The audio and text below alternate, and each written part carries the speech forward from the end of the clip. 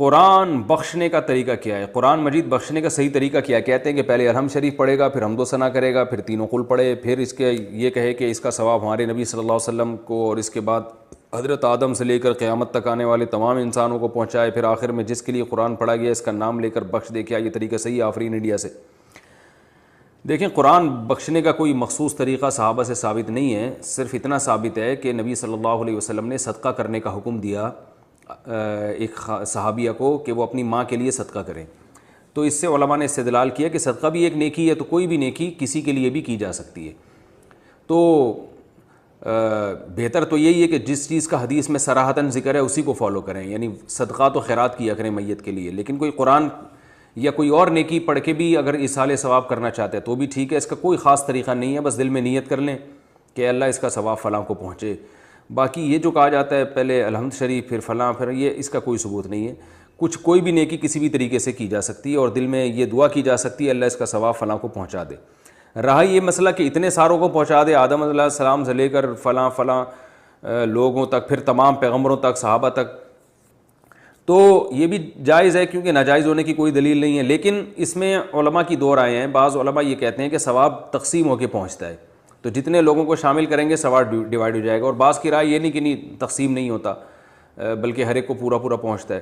تو ان میں سے کسی بھی مسلک پہ کوئی مضبوط قرآن و سنت سے دلیل کسی کے پاس نہیں ہے کہ اللہ کی رحمت سے امید کی جا سکتی ہے کہ اللہ سب کو سارا ہی ثواب پہنچا دیں، اللہ چاہیں تو ڈیوائڈ کر کے پہنچا دیں، تو اس لیے کوئی ایسا خاص طریقہ نہیں ہے، جس طرح سے چاہیں کر لیں آپ۔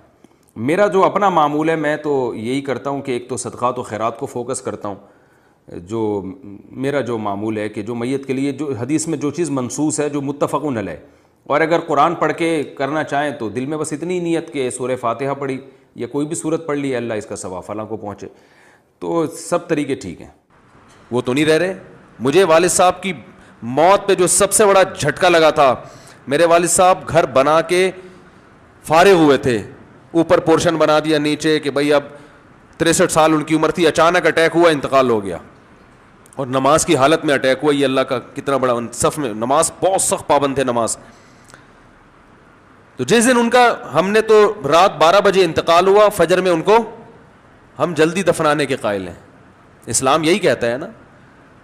تو مجھے یاد ہے روزانہ والد صاحب کی ایک آواز آتی تھی، بھائی گیٹ بند کر دیا ہے کہ نہیں کیا، رات کو 10-11 بجے نا، جیسے سمجھدار والدین ہوتے ہیں بچوں کی فکر کرتے ہیں کہ گیٹ لاک کر دیا کہ نہیں کر دیا، یعنی اب گھر سے باہر نکلنے کا ٹائم ختم۔ روزانہ وہ چیک کرتے تھے، نہیں ہوتا تو ڈانٹ پڑتی تھی۔ ان کا حق تھا کہ بھائی گھر بنایا میں نے تو محفوظ ہے یا نہیں، آپ سب اندر آ گئے ہو، باہر آوارہ گردی تو نہیں کر رہا کوئی۔ تو رات 12 بجے ان کی ڈیتھ ہوئی ہے، صبح فجر میں ہم نے دفنایا۔ اگلے دن رات کو والد صاحب کی آواز، بولو بھائی، آواز نہیں، ہم اس آواز کو سننے کو دل چاہ رہا تھا، کوئی ہم سے کہے کہ گیٹ بند کر دیا کہ نہیں کر دیا۔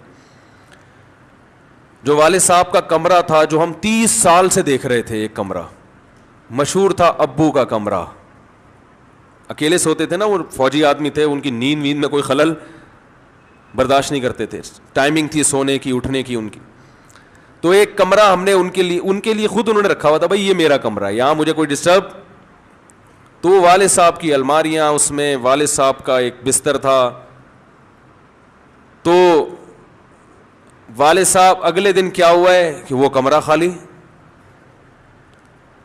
تو جب ہم نے اس کمرے کی شفٹ وہ چینج کیا، اس کی سیٹنگ، تو یعنی ایک عجیب سی کیفیات تھی، وہ بیان کرنے کے قابل نہیں۔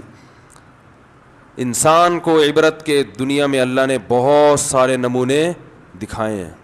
بھائی یہ کسی کا، یہ دنیا بڑی بے وفا ہے، خدا کی قسم، ایک سیکنڈ میں منہ پھیرتی ہے۔ یہ جس نے بنایا، جس نے انویسٹ کیا، ٹھیک ہے ان کی نیت یہ تھی ہمارے لیے نیت، لیکن اگر ایک آپ کے لیے اتنا ہے تو خود بھی تو رہنے کا حق بنتا ہے کہ نہیں بنتا؟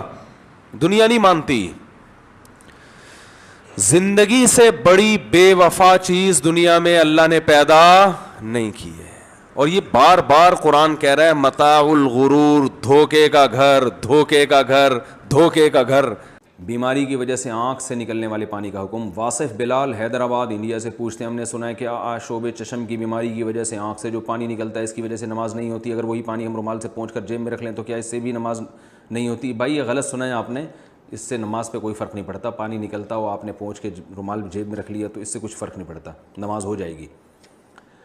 کاشف علی ہری پور سے پوچھتے ہیں محض ایصال ثواب کی غرض سے اپنے مرحوم والدین کا 40واں منانا یا برسی منانا اور اس میں قرآن شریف کا ختم کروانا اور دعا کروانا کیسا ہے، اس کا شرعی حکم بتا دیں۔ بھائی یہ بدعت عمل ہے، جائز نہیں ہے، شریعت میں جن چیزوں میں اجتماع نہیں ہے ان میں اجتماع ناجائز ہے۔ ایصال ثواب جیسے حدیث سے ثابت ہے کہ ایک خاتون نے کہا یا رسول اللہ میں صدقہ کرنا چاہتی ہوں اپنی ماں کے لیے، آپ نے فرمایا ٹھیک ہے، تو اس سے علماء نے استدلال کیا ہے کہ جب صدقہ جائز ہے تو کوئی بھی نیکی جائز ہے، کیونکہ احادیث میں تو جزیات کے ضمن میں اصول بیان کیے جاتے ہیں، لیکن اس میں کوئی کیفیت شریعت نے بیان نہیں کی ہے، تو اپنی طرف سے کیفیت لگا دینا، 40واں دن کر دینا، پھر اس میں اجتماع اور یہ سب چیزیں یہ شریعت پر زیادتی ہے، کیونکہ لوگ ان کو ثواب سمجھ کے ہی کرتے ہیں۔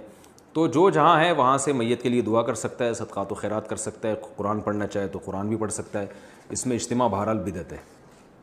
آپ نے کبھی سنا حضرت ابو بکر کا انتقال ہوا تو ان کا سویم ہوا ہو، 40واں ہوا ہو؟ حضرت ابو ہریرہ کا انتقال ہوا تو کسی نے سویم کیا، ان کا 40واں کیا ہو، کبھی سنا آپ نے؟ یا حضرت عمر کی شہادت ہوئی تو ان کا سویم یا 40واں ہو رہا ہے یا تمبو لگا کے قرآن خوانی ہو رہی ہے؟ کبھی بھی نہیں سنا ہوگا آپ نے، نہ اسلاف کے بارے میں، نہ محدثین کے بارے میں۔ تو یہ تو ایک ہندوستان میں ایک چیز شروع ہوئی ہے جس کو ختم کرنے کی ضرورت ہے۔